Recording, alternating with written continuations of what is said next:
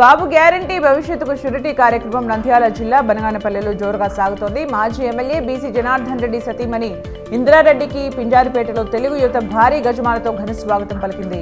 TDP ప్రభుత్వం ఏర్పాటుతో మహిళలకు ఏడాదికి 3 ఉచిత గ్యాస్ సిలిండర్లు, ఉచిత బస్ సౌకర్యం కల్పిస్తూ తీరుతామన్నారు ఇంద్రారెడ్డి.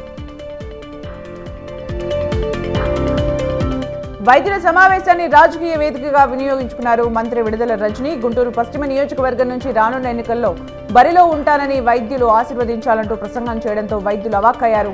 మరికొందరు వైద్యులు, వైద్య విద్యార్థులు అసహనం వ్యక్తం చేశారు. గుంటూరులో జరిగిన ఏపీ ప్రభుత్వ వైద్యుల సమావేశం ఇందుకు వేదిక అయింది. లోక్సభ ఎన్నికలు పూర్తయ్యే వరకు పార్టీ శ్రేణులు క్షేత్రస్థాయిలోనే ఉండాలన్నారు బీజేపీ రాష్ట్ర అధ్యక్షుడు కిషన్ రెడ్డి. లోక్సభ ఎన్నికల్లో 2 అంకెల స్థానాలే లక్ష్యంగా ముందుకు సాగాలని పిలుపునిచ్చారు. రాష్ట్ర కార్యాలయంలో జరిగిన ఎన్నికల కార్యాచరణ భేటీలో ఆయా కమిటీలకు కిషన్ రెడ్డి దిశానిర్దేశం చేశారు.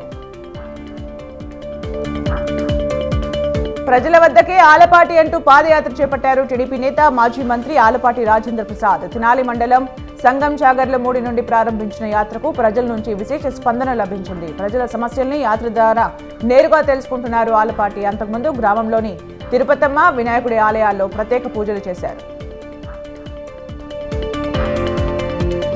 గ్రేటర్ హైదరాబాద్ మున్సిపల్ కార్పొరేషన్లో ప్రజావాణి కార్యక్రమంలో నగర మేయర్ గద్వాల్ విజయలక్ష్మి ప్రారంభించారు. ఎల్బీ నగర్ జోనల్ కార్యాలయంలో ప్రజావాణి తొలి ఫిర్యాదును రఘురామ్ అనే వ్యక్తి నుండి అందుకున్నారు మేయర్. జోనల్ కమిషనర్ పంకజ తదితర అధికారులు ఈ కార్యక్రమంలో పాల్గొన్నారు. హైదరాబాద్ 2వ దశ మెట్రో కొత్త మార్గాల ప్రతిపాదనలపై ఎండీ ఎన్వీఎస్ రెడ్డి ఇంజనీరింగ్ నిపుణులు, మెట్రో సీనియర్ అధికారులతో చర్చలు జరిపారు.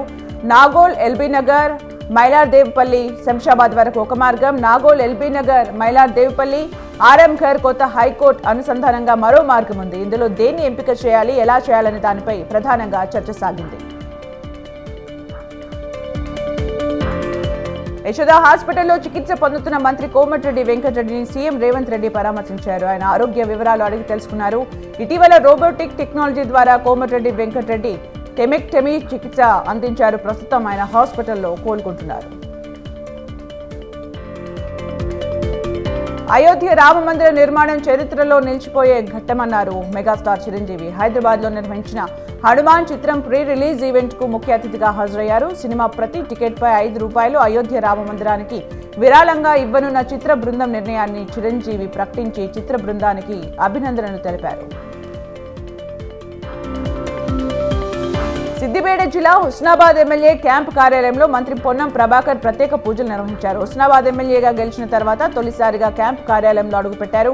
క్యాంప్ కార్యాలయంలో ప్రజలకు అందుబాటులో ఉంటారని, నియోజకవర్గ అభివృద్ధికి కృషి చేస్తానని కార్యకర్తలతో జరిగిన సమావేశంలో మంత్రి పొన్నం పేర్కొన్నారు.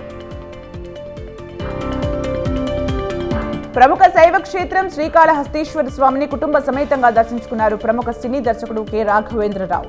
అంతకుముందు రాహుకేతు పూజలో పాల్గొన్నారు. అనంతరం స్వామి, అమ్మవార్లను దర్శించుకుని మొక్కులు చెల్లించుకున్నారు. వేద పండితులు వేద ఆశీర్వచనమిచ్చి తీర్థ ప్రసాదాలు అందజేశారు.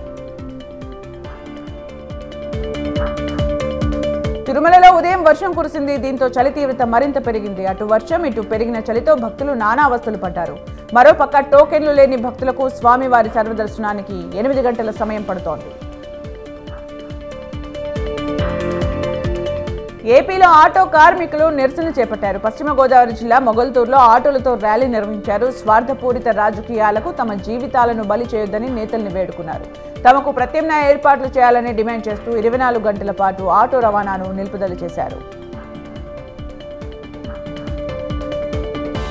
హైదరాబాద్లోని Kukatpally KPHB colony forum circle వద్ద కారు బీభత్సం సృష్టించింది. మద్యం మత్తులో ద్విచక్ర వాహనాన్ని ఢీకొట్టాడు మాజీ మంత్రి ఇంద్రకరణ్ రెడ్డి మేనల్లుడు. ఈ ఘటనలో 2 తీవ్ర గాయాలయ్యాయి.